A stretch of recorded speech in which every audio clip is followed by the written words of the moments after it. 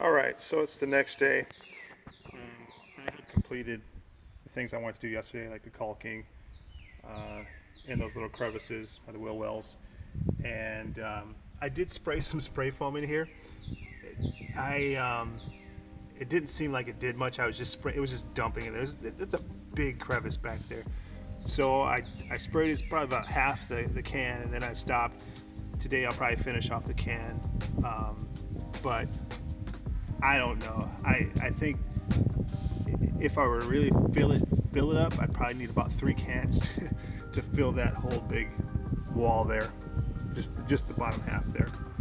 But for the most part, yesterday, this is basically all I was able to get done. Is I've mounted that little board there, that little stripping piece. That's how I'm going to mount the wall. I'm going to put another strip there, possibly, but I just need a strong point on this wall so I can start um, the actual piece that I'm going to mount there for the wall, for the finished wall. And then on this side, same kind of strip I've cut out for that side, I'm going to put in. And not only is it going to help to secure the wall, the finished wall to that side, it's also going to help as a mounting point for securing the kitchen counter, sink, what have you, cabinet on this side. And I'm going to be putting one up here for the upper cabinet that I'm building as well.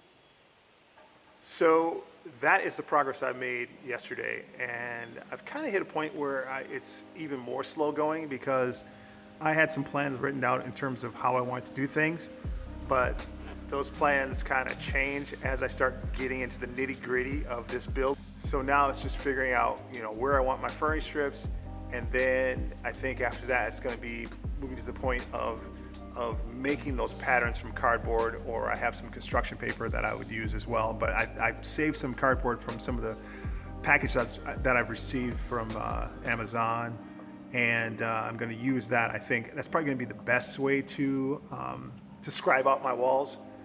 And after I do that, then I will start making. I have to actually go to the hardware store and get some more plywood, and I'll start putting together the walls with the materials that I purchased at the fabric store yesterday as well too. Not sure if I'm going to get that today, but I'm going to try. So I still have to mount, as I did a strip on this side, I'm going to do 2 strips on this side, 1 strip here and 1 strip up here for the cabinets that I'm going to be mounting a little bit later on. So today is just going to be another day of just figuring things out and doing the best I can with what I have. Let's get rolling.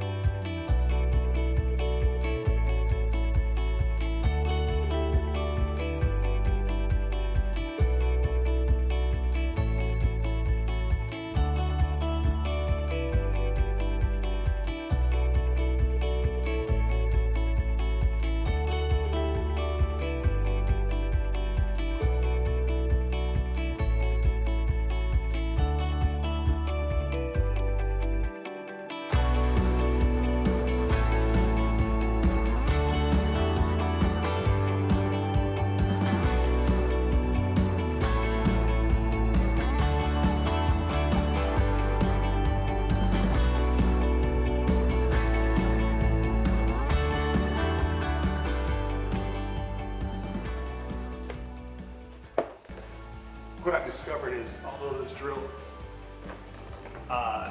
is fast, sometimes it gets the screw right into the hole really fast.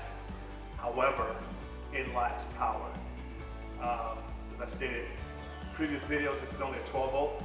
I've used like a 20 volt, and it's a huge difference in power. So what I found is sometimes I have more power with my manual strength, these guns right here, to just finish it off and just screw it in with this manual Makita screwdriver.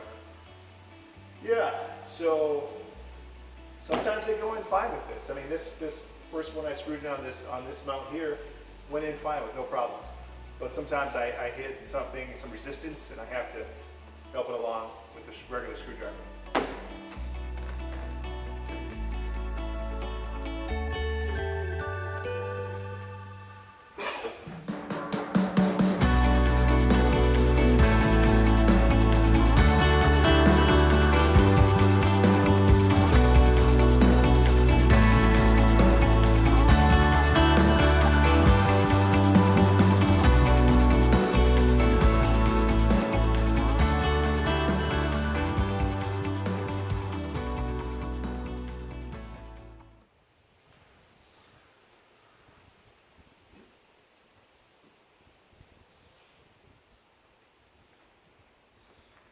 Okay, the problem I've encountered right now is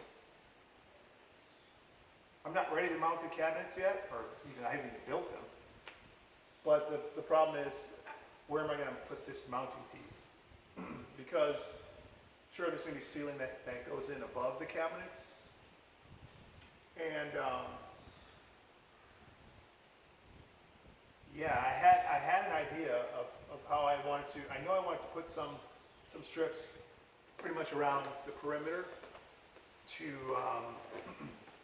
provide for the little PVC edging that I have for the ceiling. But I'm not sure. I haven't determined how I'm going to do this on this side where the cabinets, the upper cabinet's going to rest. And now it's just coming to the point where we're trying to figure out how am I going to mount this, and because I hadn't built the cabinets yet, and I'm trying to picture in my mind where that point is on the cabinet, the finished cabinet, that's going to connect to the mounting post here on the strip, the furring strip. So that's the impasse I've hit right now. And I'm just going to have to think this through.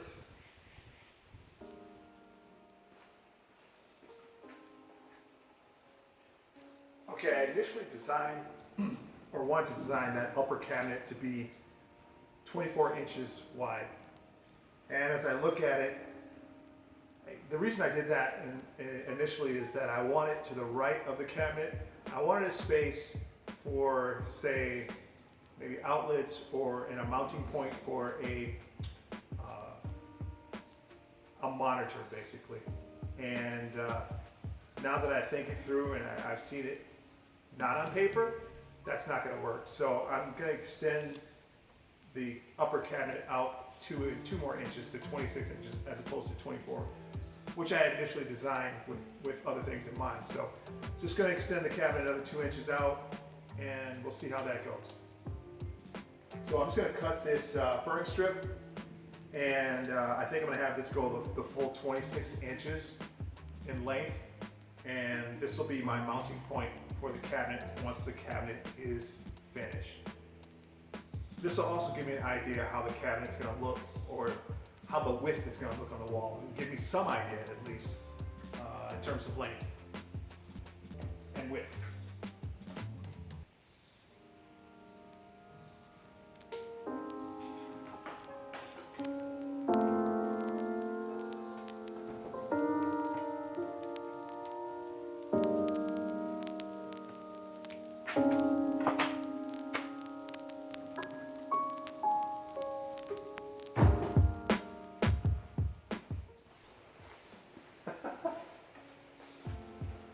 I started thinking safety first.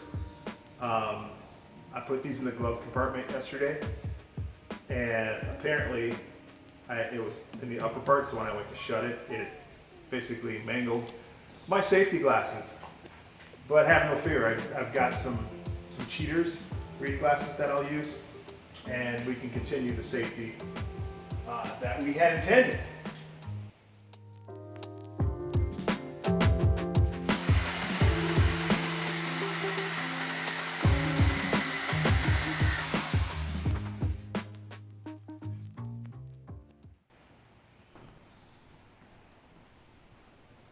All right, I finally became comfortable with the cut that I made and the positioning of this particular furring strip, which was to eventually be the mounting point for my upper cabinet. So was ready to basically make the holes and affix it to the van. I was pretty stoked about that. It took me a while to get to this point. As you saw in the last few segments leading up to this point, I may have seemed a little flustered just because came to the realization that the paper plans and the actual building of the van were much different because of the different crevices and crooks and crannies that I had to maneuver around and figure out everything on the fly, which I eventually did, and which you'll see in the next video. Stay tuned. Be well.